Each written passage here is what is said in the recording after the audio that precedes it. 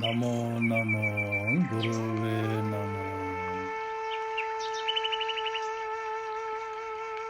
श्रोताओं, तो आज फिर गुरुपदम संभव की जीवनी का दूसरा भाग।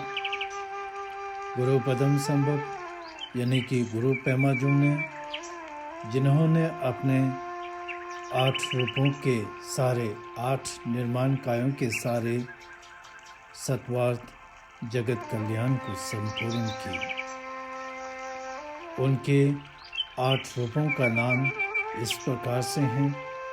पहला गुरु पेमा जुम्ने, दूसरा गुरु पेमा संभव, तीसरा गुरु लोदिन छोकसे, चौथा गुरु पेमा जापो, पांचवा गुरु नीमावेसर, छठवां गुरु शाक्य सिंह, सातवां गुरु सिंगे डाडो तथा आठवां गुरु दोजे ठुलो के नाम से जाने जाते हैं।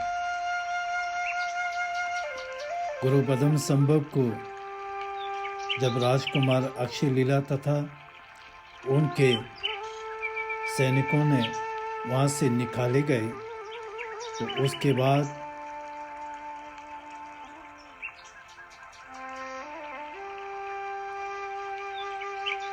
आठ शमशान घाटों में जाकर वे कड़ी तपस्या करने लगे। गुरु पदम संभव के जाने के तत्पश्चात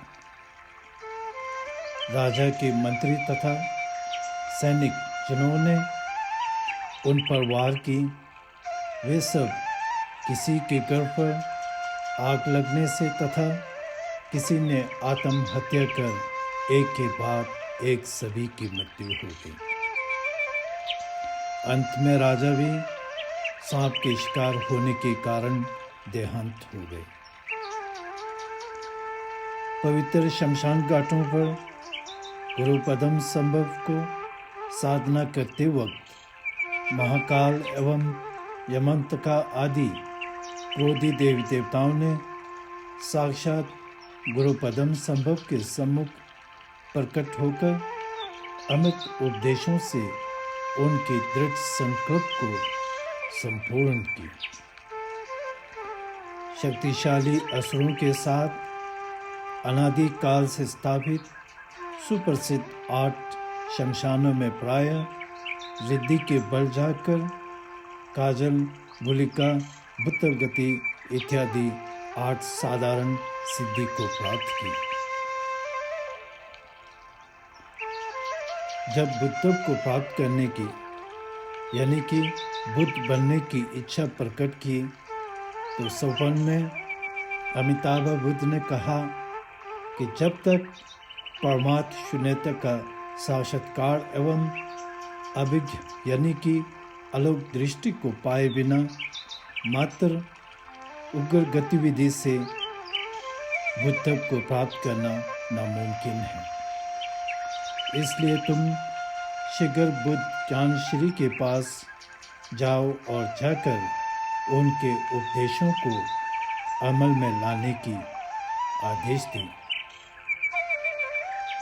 गुरु पदम संभव के नींद जागने पर वे सोचने लगा कि मुझे सामान्य 8 वरदान तथा मंत्रों का सिद्धि तो प्राप्त हो चुकी है, पर वे नहीं। ऐसा सोच तत्पश्चात उत्तम सिद्धि की प्राप्ति के लिए यानी कि बुद्ध की प्राप्ति के लिए बिहार के मगध नगर की ओर प्रस्थान हुए। मगध का राजा धर्मपाल के शासन के समय मगध पहुँचे तो आचार्य बुद्ध ज्ञानश्री ने सर्वप्रथम उन्हें उपसंपदा यानी कि प्रतिमोक्ष सवर्ण प्रदान की। वहाँ के एक विनयदर से विनय के बारे में प्रवचन सुने तो एक ही बार में सब कुछ सीख पड़ी। आचार्य ज्ञानश्री से प्रज्ञा पारमिता का श्रवण मनन तथा साधना की तो प्रज्ञा पारमिता का साक्षात्कार हुआ। निरंतर तंत्रयान के क्रियातंत्र, चर्यातंत्र, योगतंत्र तथा अनुत्तर तंत्र, बोटी भाषा में जिसे विदेशी के नाम से जाने जाते हैं। इन 4 तंत्रों में से विशेषकर अनुत्तर तंत्र का अभ्यास करने पर स्वाभाविक ज्ञान पहले की अपेक्षा काफ़ी सुदृढ़ हुई। उसके बाद क्या करने को पूछने पर बुद्ध ज्ञान श्री ने बंगाल पांडवी नगर के उत्तरी दिशा के पर्वत पर जाकर हिरुका की कड़ी तपस्या करने की आदेश दी।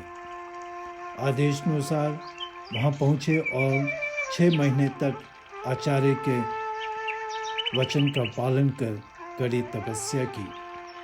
साधना के वक्त बहुत सारे बुद्धों ने साक्षात उनके सम्मुख वधा कर उन्हें गंभीर उपदेश प्रदान की। इस तरह अंत में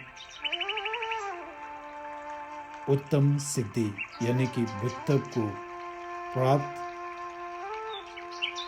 वे संबुद्ध बन गए। तो आज के लिए इतना ही। सर्वमंगलम।